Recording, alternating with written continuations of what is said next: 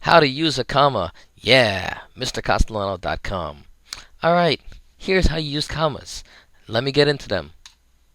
Use commas to separate items in a list. Now, here's an example. Here's an example.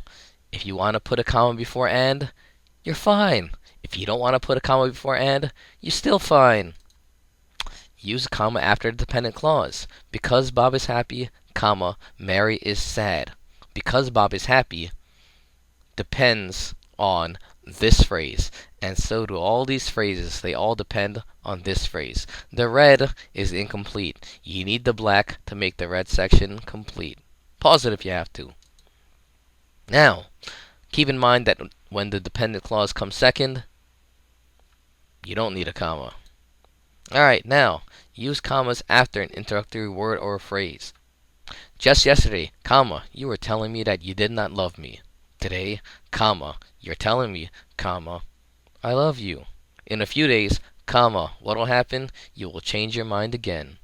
Mary, comma, I can't deal with you anymore. Now, use commas to set off descriptive words, also known as non-essential clauses. These phrases in red are not vital to understanding the meaning of the whole sentence. Alright? Mary, a ninth grader, made it a point to attend a senior prom. So Bob, who's a senior, was desperate for a date. He's going to prom with Mary. What is she, a freshman? Bob had a lousy time at prom. You know, that's what happens when you're a senior and you take a freshman to prom. Nobody knows her, so you're going to be the only one talking to her. So he told the limo driver to take her home. Mary, the envy of all the freshman girls, told friends that prom was an amazing experience and she's going to go the next 3 years without Bob. Alright, now, if you're going to have two descriptive words and you can switch them around, you can use a comma. Bob is desperate, comma, needy. You could also say that Bob is needy, comma, desperate. Because you can flip them around, you put a comma in there. Mary is cunning and deceptive. Switch it around. It's all good. Now, use a comma before a coordinating conjunction, but only if what follows after this is a complete phrase. Let me test you a little bit. Can you use a comma this way? Bob is sad, comma, Mary is happy. Think about it. Is it a complete sentence? No. You know why?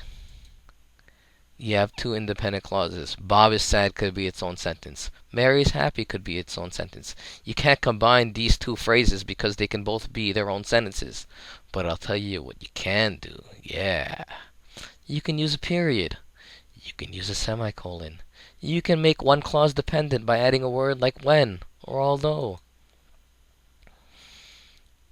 Or you can throw in a fanboys, for, and, nor, but, or, yet, so. And since everything that comes after one of these fanboy words could be a complete sentence, you have to put the comma over here. No ifs, ands, or buts. So here's a review when to use commas. Separate items on a list. Use one after a dependent clause, after an introductory word or phrase. Set off descriptive words. Separate two interchangeable adjectives. That means you can flip it around. And before a coordinating conjunction. Fanboys, if what follows after fanboys is a complete sentence. Deuces, baby. Yeah.